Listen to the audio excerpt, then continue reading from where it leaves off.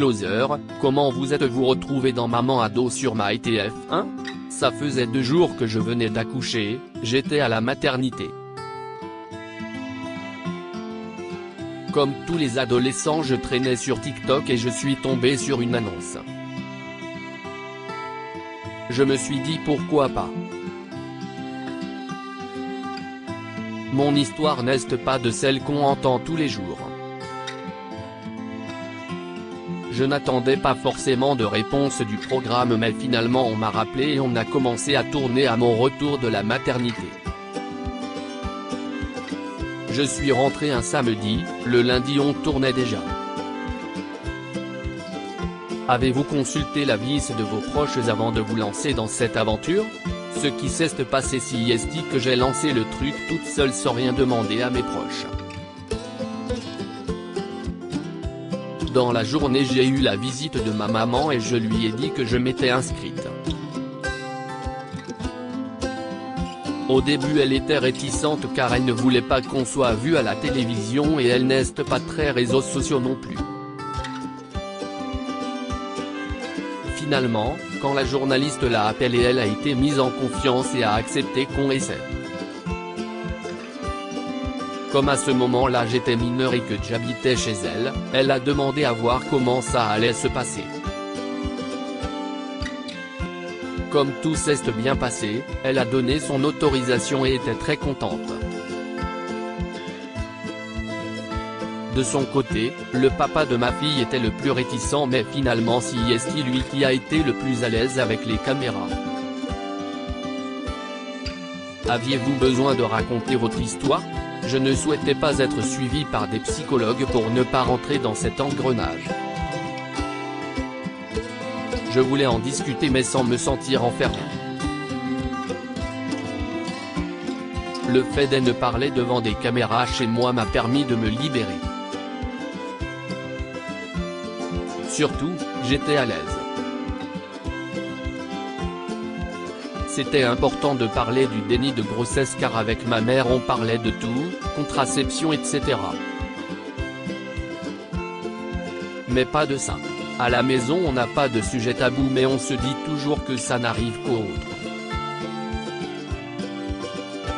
Je savais ce que c'était quand la grossesse était découverte à quelques mois mais pas le déni de grossesse totale. Racontez-nous votre histoire d'amour avec Alex, le papa de votre fille. On s'est rencontrés au collège en 2015. On a toujours vécu chez nos parents.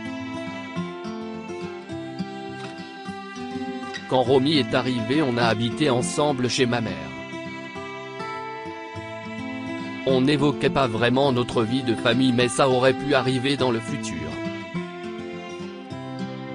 Vous n'avez eu aucun signe alarmant durant votre déni de grossesse ? Absolument pas. À l'époque j'étais entraîneuse de football. Je courais, je faisais mes entraînements. J'ai eu le Covid à un moment donné mais sinon tout allait bien.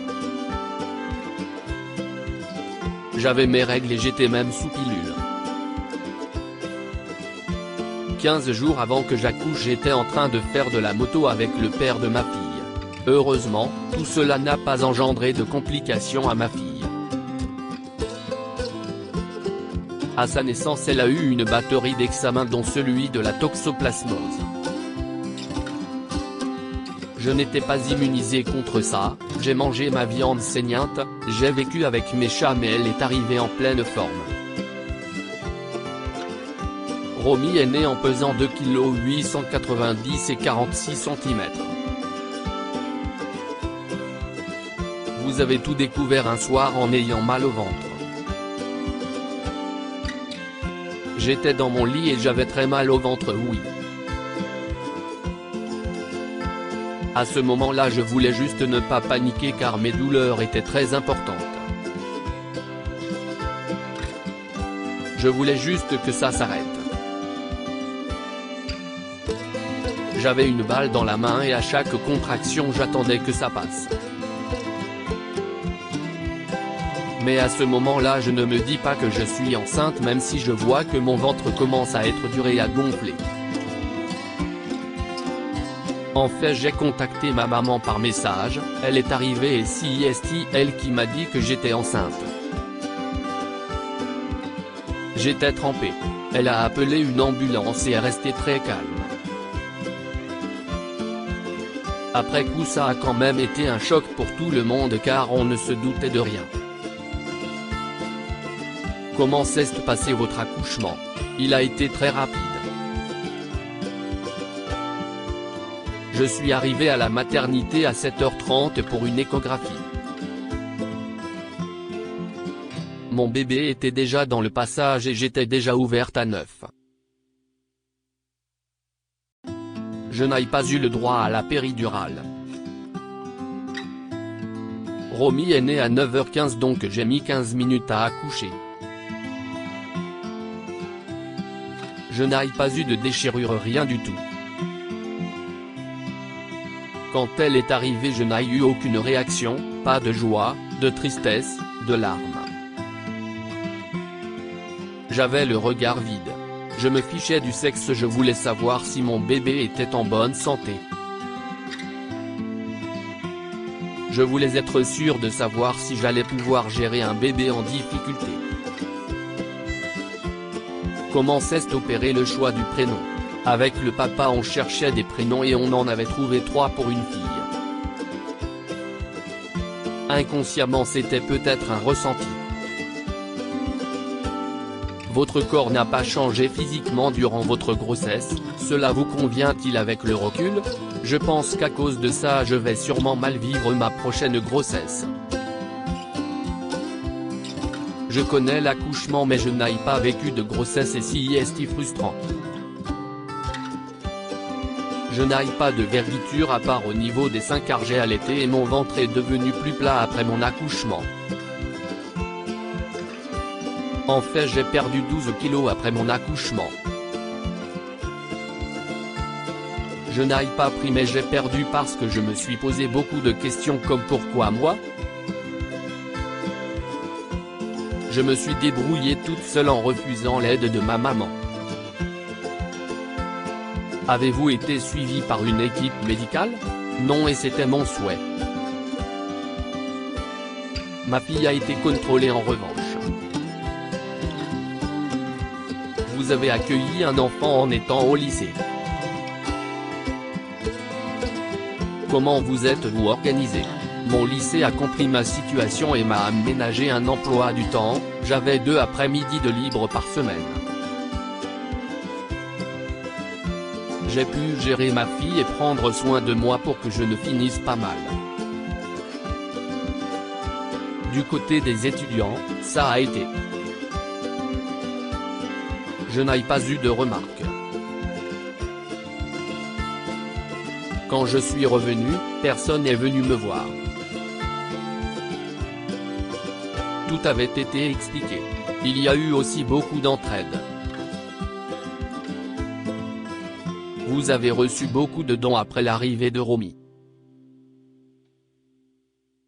Jusqu'à son premier anniversaire j'ai eu tout ce qu'il fallait, couches, produits pour les soins, affaires. Je ne suis reconnaissante mais c'était aussi frustrant parce que je ne pouvais pas choisir ses affaires mais ce n'est pas grave. Elle n'a manqué de rien et c'est le principal.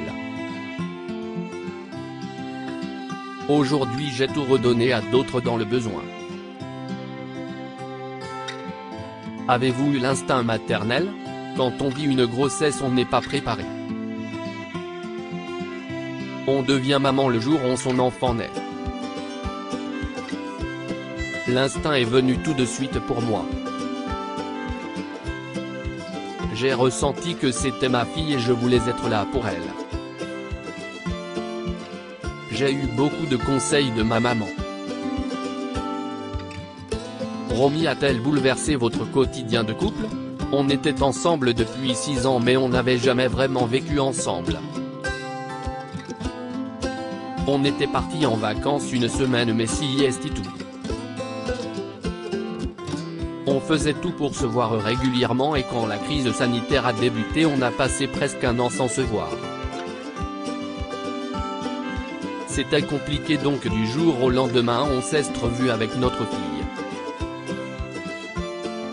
Les premières semaines c'était l'euphorie mais ensuite c'était de plus en plus compliqué. Comment allez-vous avec Romy? Elle est épanouie et va très bien. Elle évolue même un peu trop vite. Elle va à la crèche et si tout se passe bien elle rentre à l'école l'année prochaine. De mon côté j'ai entamé un emploi civique dans une école primaire. Le temps du midi je fais aussi la garderie de la cantine. J'ai repris le sport car si est si important que j'ai du temps pour moi. Tout se passe bien. Envisagez-vous d'avoir d'autres enfants? Oui. Pas dans l'immédiat mais on verra.